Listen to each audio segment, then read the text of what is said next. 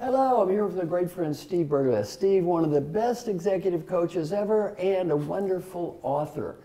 You know, one of the things I love about your work is teaching people how to deal with their errors, their screw-ups. We all make mistakes. What's your suggestion?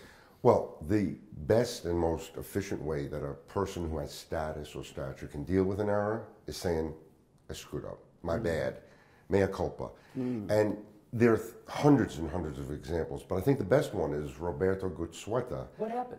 He was the CEO of Coke, and Right. he was fearful that Pepsi was encroaching. Right. So he said, we'll go new and improved, and they came out with new Coke. Right. Well, the uproar was like Babe Ruth being sold by the Red Sox to the Yankees. It was unbelievable. Right.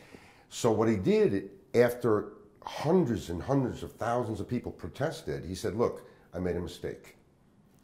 I'm giving you back what's now called classic Coke. Right, right. I made an error, I blew it, and Coke stock quintupled. Right. And by doing that admission of error and vulnerability, he empowered the entire brand.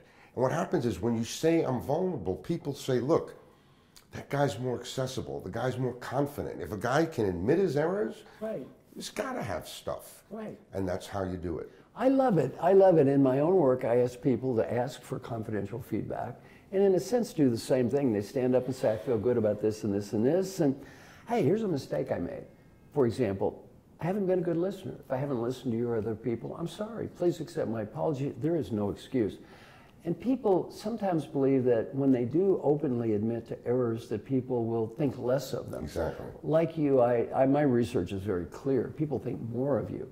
It shows you have the courage to admit you can make a mistake.